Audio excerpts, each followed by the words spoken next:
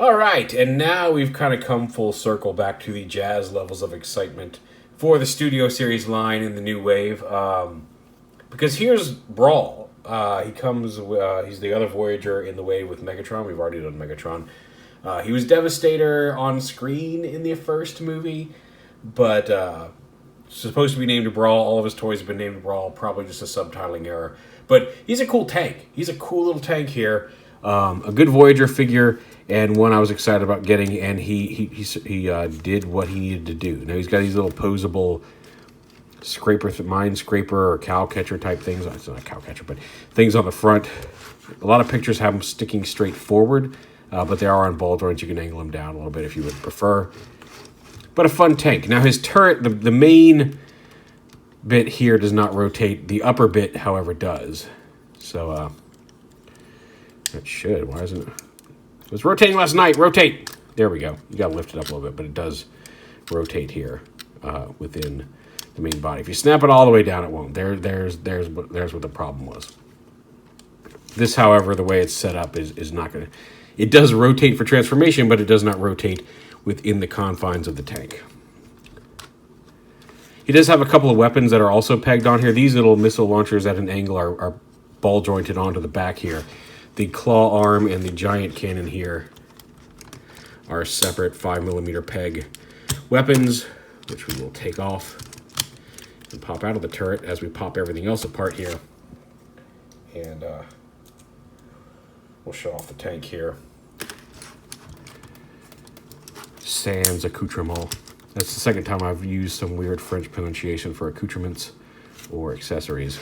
But there he is, just as a raw tank. I do think it's weird that like these only point at an angle. There's no way to angle them forward without completely detaching these flaps. But, oh well. It's still a cool looking tank. I do like tanks. I'll set these off to the side. And he's actually got a pretty interesting transformation. And we'll go ahead and pop these side panels out. Fold them down. And then this piece, I keep wanting to bend it around this way, but it actually rotates around like that. Same here. Go ahead, lift this mini turret up and split his arms out of here. You gotta be careful how all these hinges, because there's like a couple different ways to configure it, and then rotating the hand around to get this panel to cover it properly is weird. But we'll get there. But you flip this down, there's a little tab here that pegs in on the back of his hand. Same over here. Split his legs apart. And this little tab here actually folds up as well into, which way does it go? This way, folds it back once you go to foot mode. Otherwise, it'll just be sticking straight out the bottom of his foot. Flip that down, and there's a tab on the back that tabs into this. And I will say there was some concern. Some promo shots of this had him standing with like a nickel or a battery or something supporting his heel. He does actually stand fairly well when you tab everything together without any extra support pieces back here. So that was one fear that thankfully did not come to fruition. I'll go ahead and rotate his feet to be facing forward and stand him up. And you can see even with a lot of his stuff sticking out the back, he's still pretty stable, and he's not, I mean, I can knock him over, but he's not super unstable there.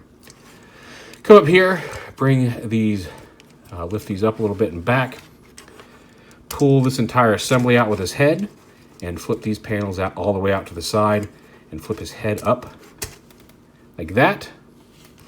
This middle panel here, untab these and fold them down like that, and then these panels here also. Actually, before we do that, we want to fold them down first. We're going to leave these in like this. Fold these down first. And then and once you've done that, then you can open this up and fold this up a little bit here. We're not done here yet. These two panels right here, before we fold these panels back, before we rotate them back, take this whole assembly and rotate it around like that. That's important because once you start pushing these treads and locking them into place, this whole thing won't rotate anymore. Plus you need to tab his arms into the treads. Let me go ahead and lift this up a little bit so we're getting a little better view of the upper body here. Once you've done that, you can slide the treads in and back. They rotate back so this little slot is vertical back here, and then they also angle in a little bit at the bottom, just to give it a little bit more of a dynamic look behind to the side and to the sides of his head. take his arm piece, you're going to rotate it on this hinge so this tab locks into place on the tread. And then you just bring the hinge down and around to bring his arm down. It's a spindly connection, but it is there. That is his shoulder. Although it's spindly by the character design, not, oh man, they effed up this toy. No, it's just the thing. There's a little tab on the back of his head that you can tab into the panel behind it. And the thing that he comes packaged like this, and the thing that some people might miss is that these side panels here will fold up to make this support look more sturdy, more like it's integrated. These are folded down for tank mode, and that's hollow in there. But if you fold that up, that looks more like a correct piece, and then you can bring these down on those ball joints to angle down like that. And then the turret, bring this down, rotate it around like this, and you can see there's a tab in here. It's gonna all tab together in there, but first, leave these up. Go ahead and tab that into place there, so the cannons are sticking straight up off his back. And then these two side pieces untab and lift up, and then you can use those ball joints to finally have those guns facing properly forward over his shoulders. And there is BRAWL in robot mode. He does have his cannon kind of hanging down there in his back. I wish that could either push forward or fold around in some way. But all in all, pretty cool looking tank dude. I like him. He's got some skinny parts. Like, there's some parts that are thin. But again, it's because of the character design, which always kind of baffled me. But fun little tank dude. Like I said, and you can see he's standing just fine without any support. I can knock him over if I tried, but he's not just going to fall over like some of the preview pics made it look like he might. I like the way the treads fold in and angle, so they just look a little bit more dynamic than just a couple of vertical treads sticking up, and the way the arms lock them in. Now, these two weapons you can store in the same turret places on his back if you don't want to have them displayed. You can plug it in the claw. I like to put the claw into his arm. Although I wish it went in a little further here, because that post is long enough that it sticks out. You can also have him, if you want, you can have him hold it like a standard 5mm weapon in his hand. Although with the claw, with the gun makes sense. With the claw, I think it looks better as a side-mounted arm weapon. Like he can slash at you. This gun can do the same thing. You can plug it into his side, and for some reason it sits a little. Maybe I should swap the sides, because that feels like maybe that would go further in on this side, although I don't know what is different between the two. Let me try that. Maybe I'm just not pushing hard enough on this side, but I don't want to break it. Oh yeah, see, that goes all the way in. So let's put that on that side.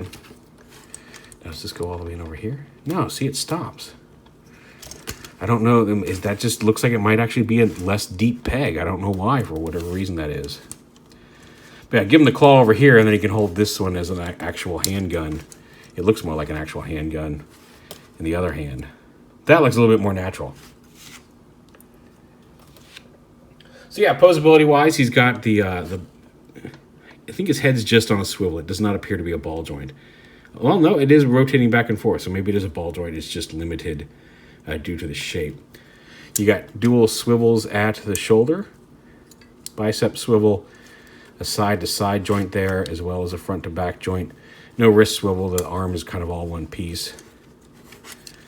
No waist swivel due to his transformation, but both direction hips, thigh swivel. He does have knees. They actually snap into place up here, but he can bend his legs. And because of the way his feet work, they don't really have any articulation. But he's a cool little tank. Like he's fun as a tank. He's a neat-looking robot. And pretty cool. I like him. We're not going to pull out the whole assembly for the sake of this one, since he was really only in the first movie. But I will bring out some of his cohorts. Here he is with Starscream and Blackout. And even though he was not a tank in the first movie, there he is with Megatron. So there's your movie 1 Decepticons. Hope with the surprise Ironhide we got, maybe we'll get a surprise Voyager Bone Crusher. And maybe a deluxe barricade, movie 1 barricade, and then that will have all of our movie 1 Decepticon. Well, I guess we won't have Frenzy, but whatever. Maybe he'll come with barricade. We'll get our movie 1 Decepticons all together. Although, again, The only Megatron we've gotten so far is movie 2 Megatron, but oh well. He's a good enough substitute for the other one. I like the tank mode better than his weird space jet anyway. But there it is.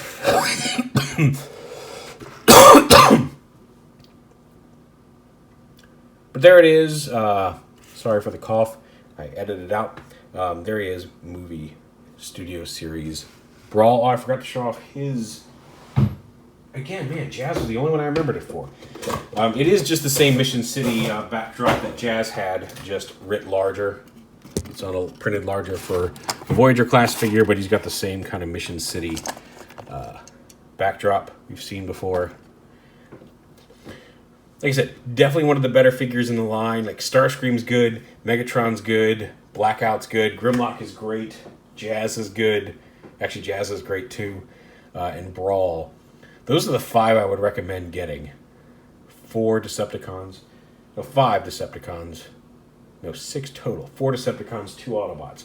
Megatron, Starscream, Blackout, and BRAWL are all really good. Jazz is great. Dinobot's great. Not Dinobot, Grimlock. And the rest are all okay so far. There you go. Studio Series BRAWL.